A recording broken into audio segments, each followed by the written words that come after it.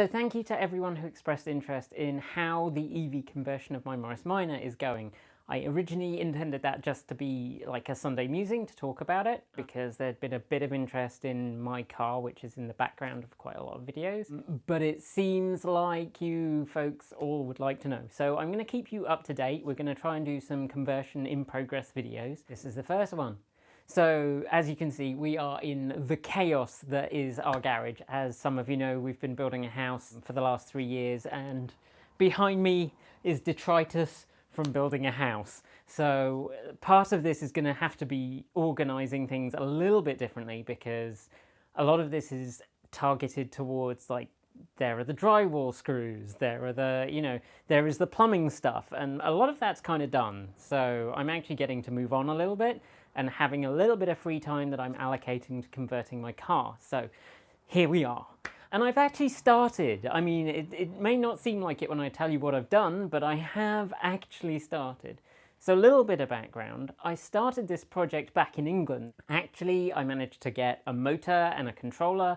At the time, what I got was a NetGain Warp 8 and a Curtis controller that was matched to it. And this came out of a Volkswagen Golf, or Rabbit if you're American. It's the Rabbit over here, but a Mark II Golf conversion. And the guy who owned it, who's a friend of ours, Adam, he gave me a good deal on buying those parts. The problem was I never had enough money to buy the batteries, and that's still going to be a challenge, but we'll come to that.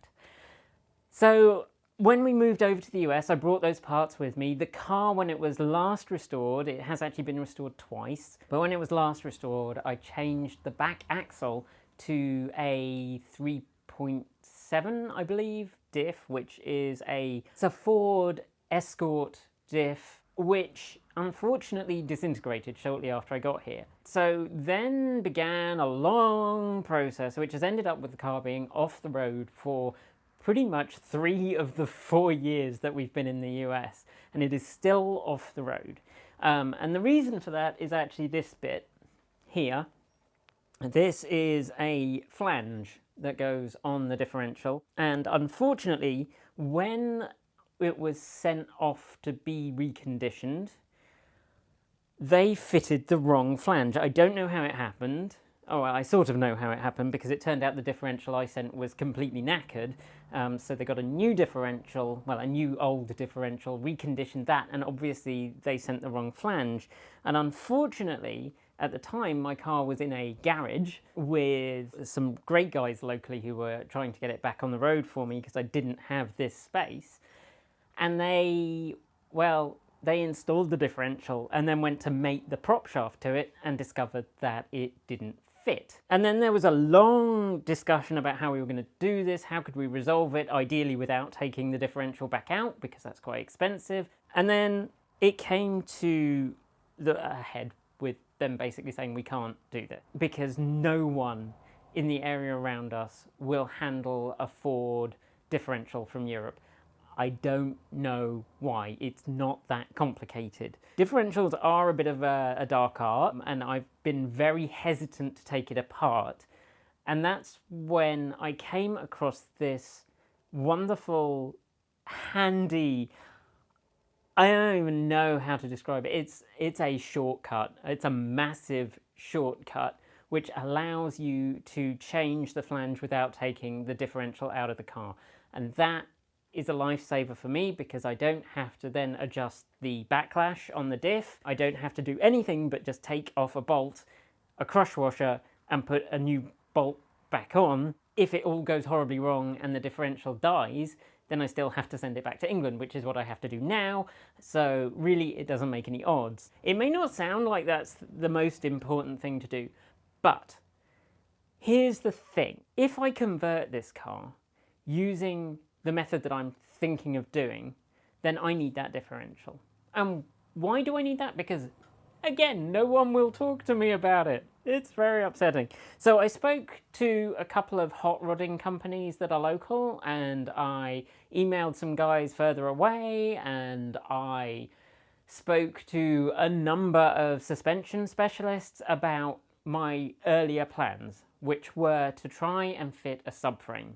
So I wanted a subframe so that I could install the motor from a RAV4 hybrid at the back, and that's actually a 50 kilowatt motor. Not enormous power output, but perfectly adequate for a little car like the Morris Minor. But no one will do that.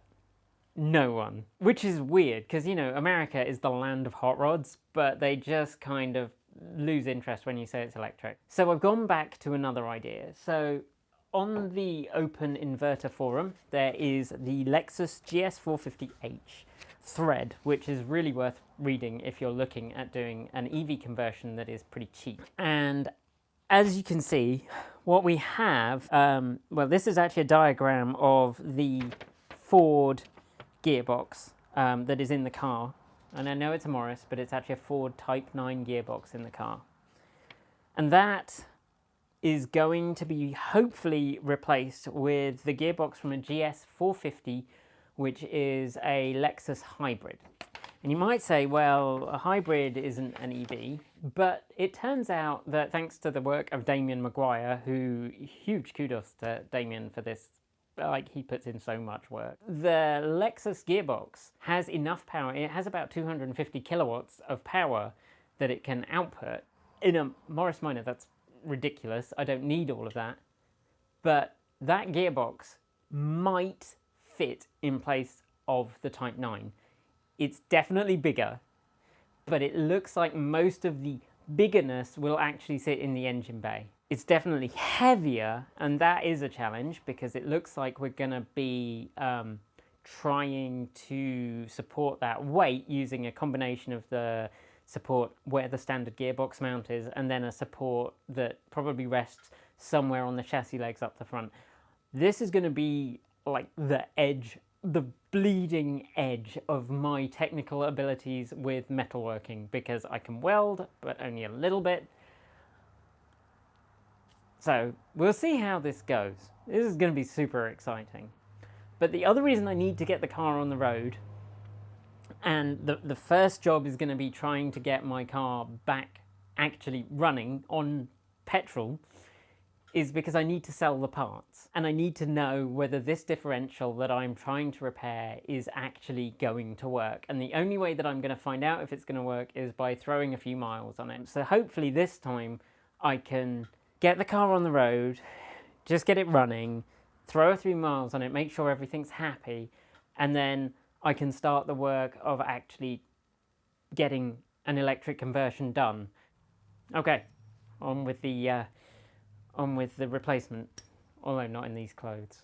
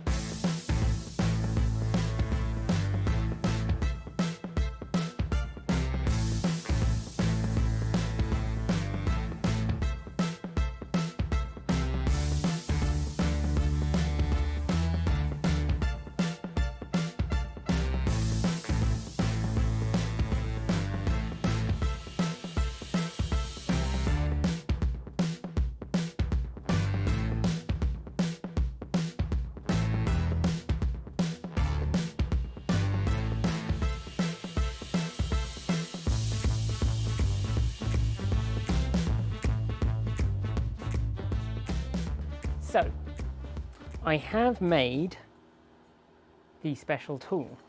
which is a very generous term for what is effectively a bar with some holes in. And the theory goes that the flange on the back of the differential, you can put a couple of bolts in, like so. That's one, and that's two. Now, in theory, this then can lock against either the car body or the ground, and you can unbolt this center nut, and that allows you to take this off the spline shaft, remove the crush washer that lives behind it, and then replace the crush washer and put the flange back on. Now, the tricky thing is that in theory, what you're meant to do is mark the flange and the nut so that you do it up a certain number of turns, the same number of turns as you undid it, and that should give you a fixed point and set the pressure back where it was, set the amount of pressure on that crush washer back to be the same. The tricky thing for me is that I'm changing the flange, so I'm not 100% sure that this is going to work, but like I say, either way, I either need to send the differential to England to have the flange replaced, or I need to send the differential to England to be serviced if this goes wrong and have the flange replaced. So I guess this is kind of not exactly a no-win, maybe a sort of only moderate lose scenario. Either this works and everything's fine, or it doesn't work.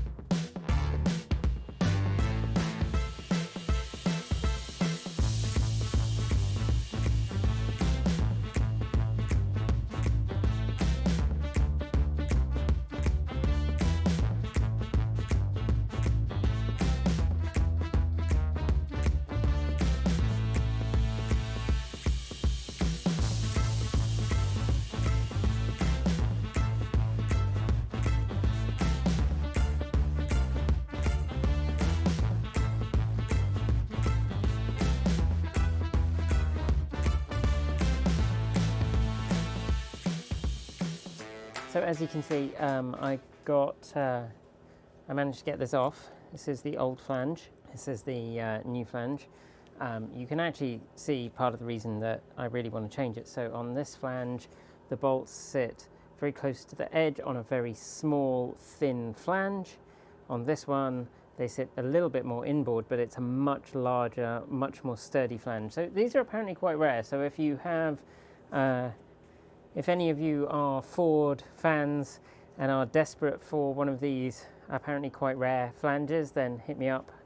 Just, send Transport Evolved a message, and I'm sure we can arrange something essentially for the cost of shipping, because it's no use at all to me. So the main question that I have, which is kind of important, is the distance between here and where the surface the nut pushes against, the mating surface there, is that the same length as the distance between here and that surface? And I mean, it looks pretty similar, but I'm going to try and measure that, which is a bit tricky because this one has a much smaller hole in it than this one. So I'm going to have a look at those two things, and then hopefully press on with getting this onto the car, which would be a huge leap forward.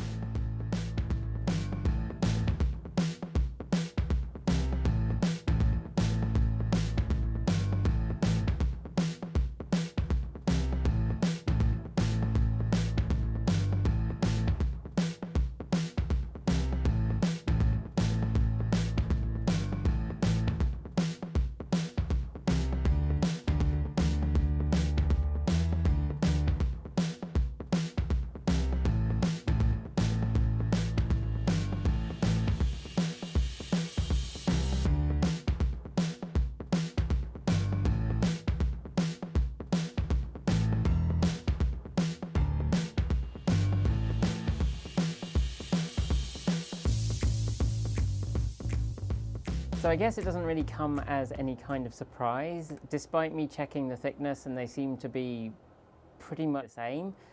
It was a difficult measurement given the lack of equipment. So I chose instead to not replace the crush washer, because if this doesn't work, then I may well have to do that later.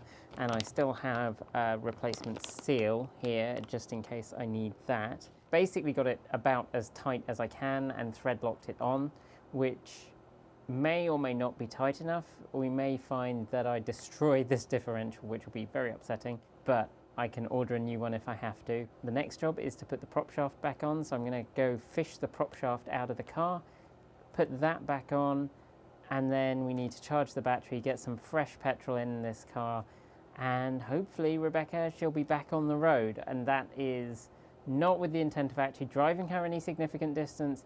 It just means I can get her in and out of the garage, and I can also demonstrate that the engine and gearbox work, so I can sell them at a reasonable price, as opposed to just, well, they come out of a car that hasn't moved for 3 years. So let's see if I can get the prop shaft back on today, because that would be amazing.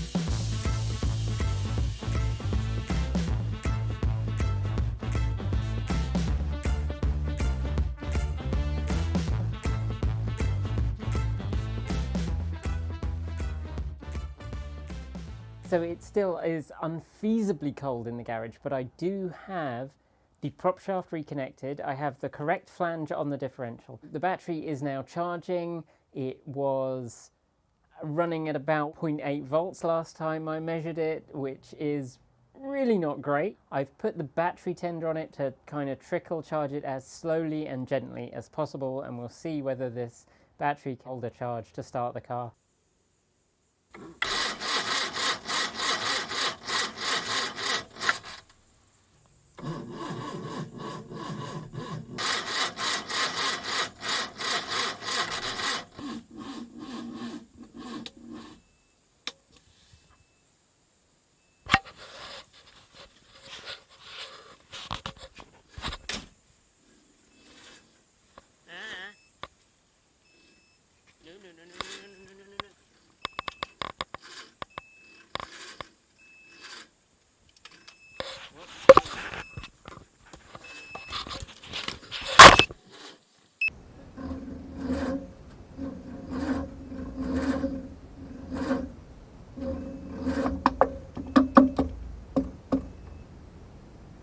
So that, as you can probably gather from the frantic running around, did not quite go to plan.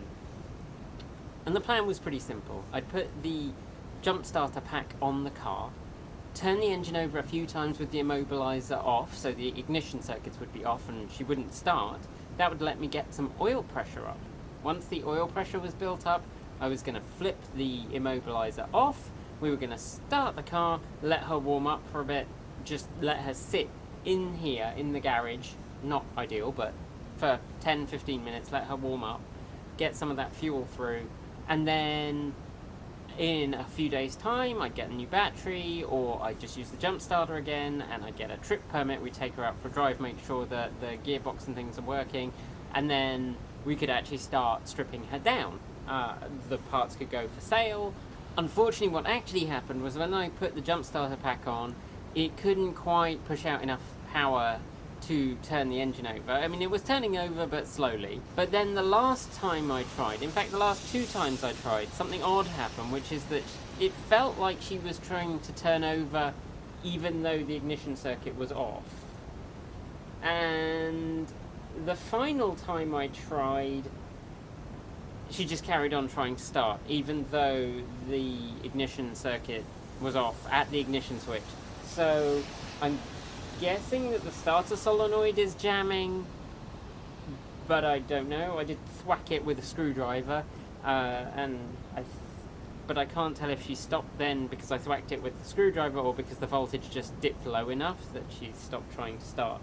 So I'm going to have to do a bit more fault finding before we can do anything, and obviously I think I am going to need to spring for a new battery, which is kind of upsetting.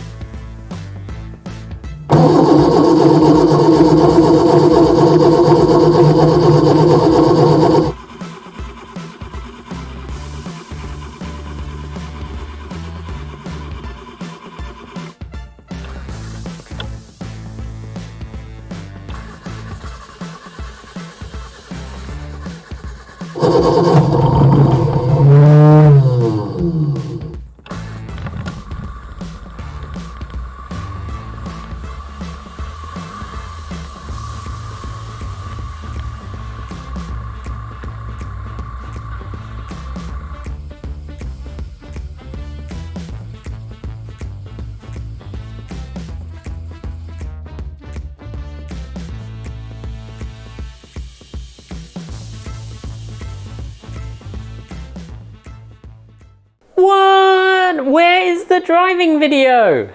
I'm sure that some of you are dying to see how that first drive went, but I actually only drove out of the garage, let her warm up some more, and then drove her back in. Why? Well, for one, my tags have expired, and perhaps more importantly, the brakes are currently soufflé-like in their softness. You press the pedal and, like my old Yugo, Rebecca starts preparation to schedule some light retardation at some ill-defined point in the future. So I need to have a little bit of a look at that. She's back on charge with a shiny new battery which doesn't really fit but was relatively cheap. And our next video will probably be me scrolling through eBay for several hours looking for a cheap Lexus GS450H transmission. Till then, that's it. Thanks for joining me, and see you next time.